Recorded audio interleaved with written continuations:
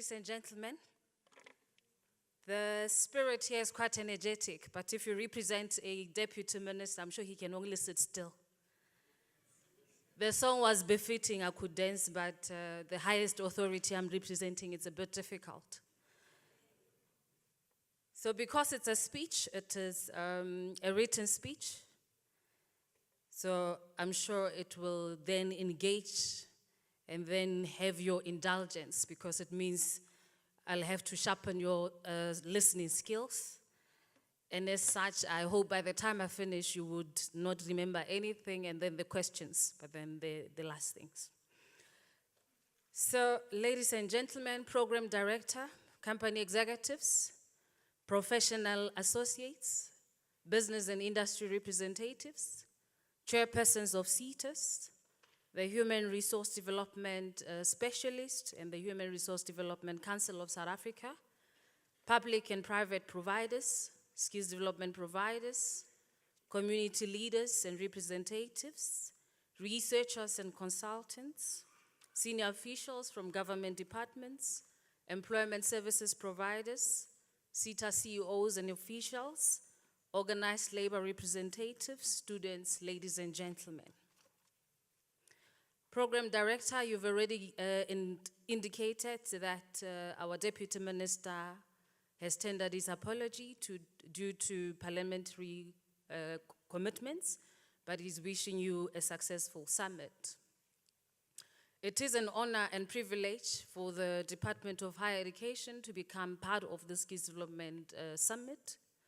In the midst of our country experiencing a new dawn of skills development, as the world is surely preparing for the fourth industrial revolution. Looking at the theme of this conference in 2018, Sustainable Future, Perfect Skills, this gives me confirmation and confidence that our country is also preparing itself for this evolution. So it means for us as skills development facilitators, as skills development practitioners and experts, we must start shaping our skills development agenda towards digital revolution, digital energy, digital health, and digital communication. It was previously reported that South African labor force is made out of 16.2 million employed and 5.9 unemployed people. 3/4 of the employed and 90% of the unemployed are from the African population group.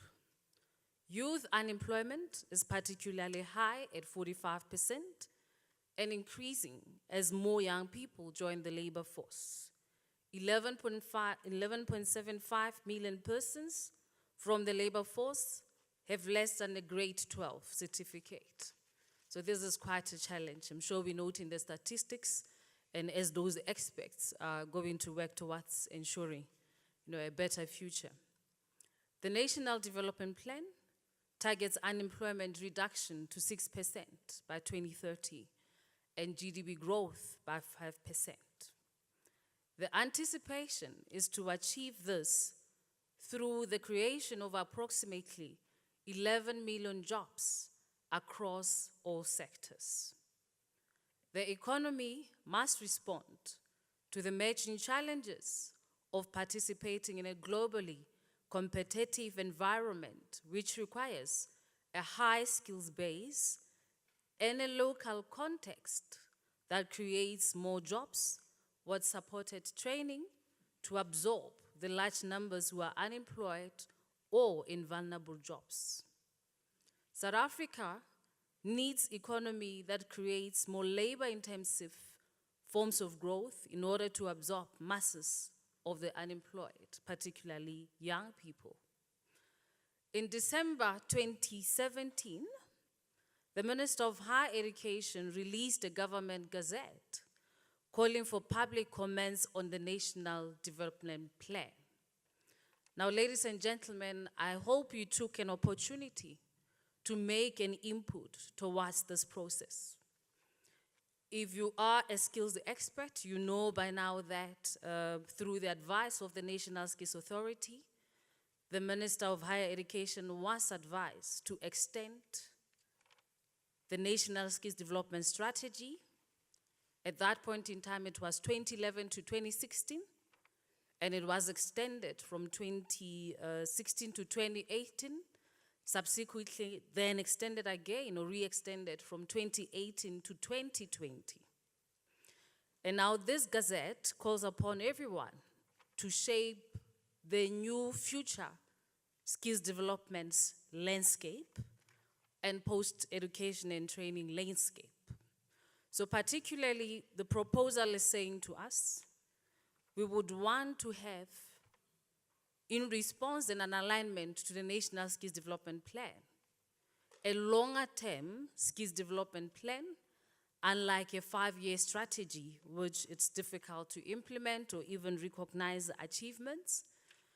We would like to also, in the proposal, extend the lifespan of CETAs so that they become permanent structures, unlike them being given a 5-year, renewal license or re-establishment process, as it is called. And most importantly, the plan talks about integration of the post-school education and training system. As you know, before the departments were then separated, there were issues that belonged to the Department of Labor in terms of the Skills Development Act, and now we're building a new government department. And therefore, there's a white paper on post-school education and training, which we are aligning this plan to, and the National Skills Development Plan will then draw its mandate from the white paper for post-school education and training. Of course, we're not leaving out the things that are lessened, that are learned, which is good practice from the National Skills Development Strategy too. These are including providing greater levels of access to education and training, increasing collaboration. The previous speaker spoke also about collaboration and partnerships, so that is one of the principles underpinning these strategies.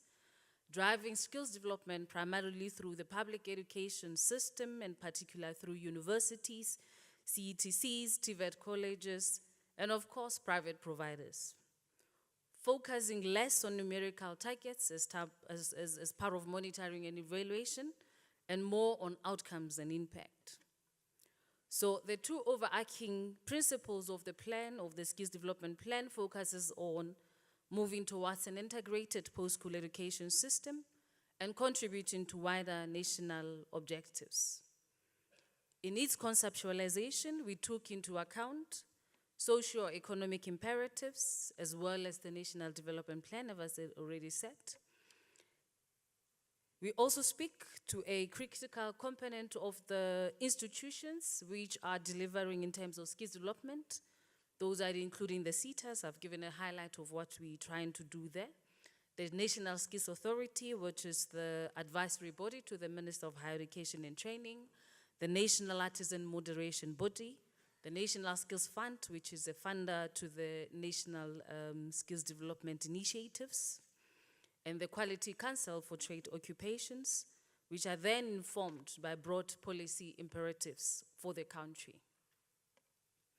So the white paper seeks to review the system and ensure integration. As I conclude, let me once more appreciate the fact that with this summit, you undertook to unveil a pragmatic vision of skills development, which integrates the need to develop skills, create jobs, and grow the economy.